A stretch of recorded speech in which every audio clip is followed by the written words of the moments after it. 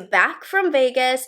My in-laws are still here. They're going to be in Miami for a few days, so I'm still booked and busy, but I had to squeeze in a review of a product that just came to my door. The Natasha Denona Mini Starlette palette just arrived. I ordered it from the Natasha Denona website. I caught a bit of a cold in Vegas, so I'm like a little stuffy, but I feel fine. But anyways, ordered this from the Natasha Denona website. Came nice and fast. It is available on Sephora right now if you want, or the Natasha Denona website, of course. I do have a discount code, morganturner 15, for the Natasha Denona website if you want to save a little bit of extra money and the shipping. Super fast and efficient. So if you missed it, a month ago when I was in Spain, this actually leaked. So I did a shopper drop so that we could take a look at the color story, see if the colors were brand new, all of that. So if you want to check that out, I'll link it down below. But basically the gist of this, all 5 shades are already existing from the Star palette and the Lila palette, though I am not too bothered about that because those palettes are so old. They're like 5 and 6 years old. So I think it was very appropriate to come out with a mini version of them. You can still purchase both of those palettes on the Natasha Denona website. I don't have the Star palette. My mom has that one all the way up in Maryland. So I was excited to pick this up since I don't have a few of these shades. These are $27. Gone are the days that they are $25 with all the inflation stuff. But still, I think that these palettes are a great way to try the Natasha Denona formula without breaking the bank all at once. Though, you know what? Her midi palettes are a bit of a better value because you get so much more for about double the price. But nonetheless, this is fantastic for travel. I love bringing these with me when I travel, and I always make jokes. Like, I talk about travel palettes and then I never travel. You guys know I went on like 3 vacations this month. So I didn't even bring this though. But oh, I am hot. I made a hot tea for my throat, but the con is I'm gonna be sweating in this video. Anyways, let's take a look at the palette, the description, all of that. So as per usual with the Natasha Denona stuff, when you order them from the website, the palettes come in this nice cardboard for extra protection, and they come very well bubble wrapped. Kind of new packaging on this, right? I like that you can see the colors. I also think this is important for in-store because don't you hate when you pick up an item and it's completely covered?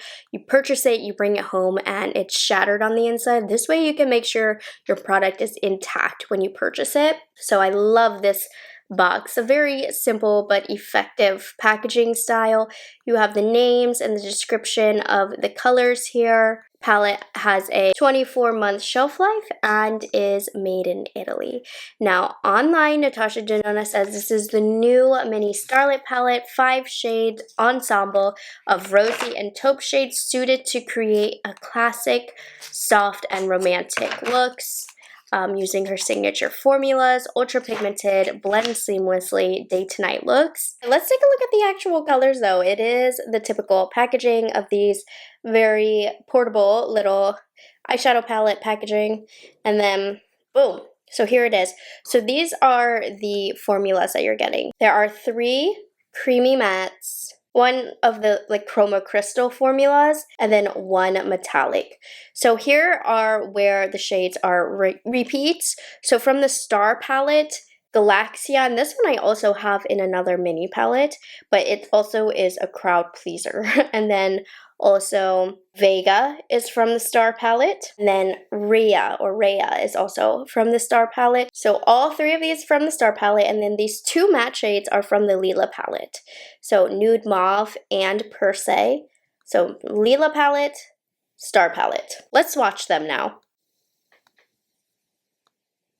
So this one is Nude Mauve, which is the matte. Okay, Galaxia is kind of the standout here, but it's the one that I have in 2 other palettes, but it still is gorgeous. It gives that glimmery effect on the eyelid. And then Vega, which is also a creamy matte. And let's get into the final 2 shades. Rhea, which is a metallic, and then Per Se, which is a creamy matte.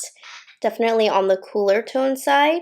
Very nude palette. I worry how this is going to look on a deeper complexion. I feel like it could definitely pull ashy. So if anybody with a deeper complexion has experience with these shades, let me know. But this is what it's looking like. For my skin tone, this looks like a gorgeous nude palette. Now, my main concern with this palette, and I was even looking at all of the looks she created on her website, was that a lot of the looks looked the same. It looked like there wasn't much direction or variety that you could go, because all of the looks had gray in the crease and then a light shimmer on the eyelid, and I think all of the looks are just gonna look like that.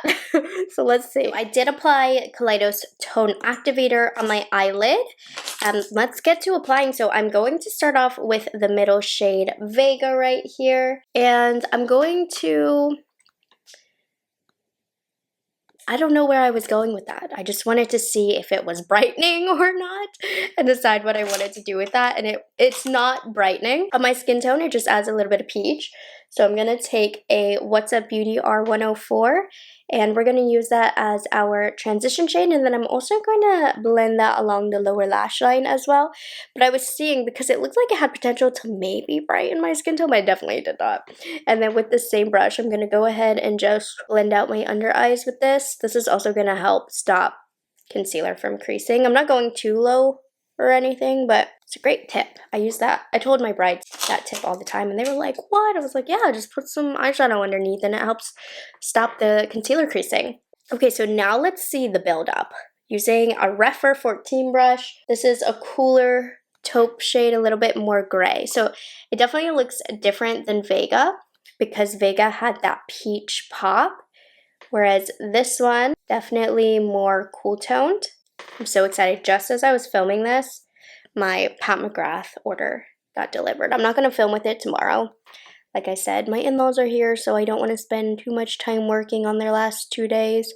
But I wanted to get ready with this palette. That's why we're here. But anyways, this added a nice little bit of definition to my crease. I'm going to blend that as well. But it still is pretty light. It doesn't add too much depth to the eye, but it adds just enough to where if you put like a shimmery shade all over the lid, you have a nice light eye.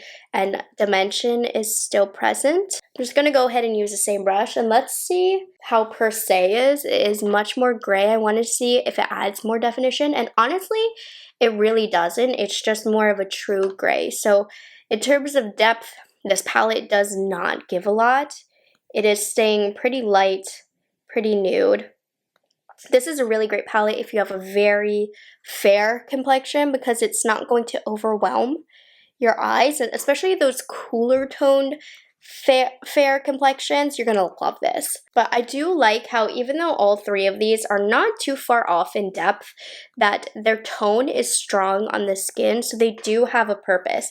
Because sometimes with palettes like this, they can pull very similar on the eyelid, and it's like, what's the point? Especially if you're only limited to 5 shades, they all better have a purpose. Now me, you know, I like personally a variation in depths, so that doesn't feed my soul here. But you know what? If you're purchasing this palette, you know what you're getting, and it's not depth. And honestly, this peach pop is very pretty underneath everything.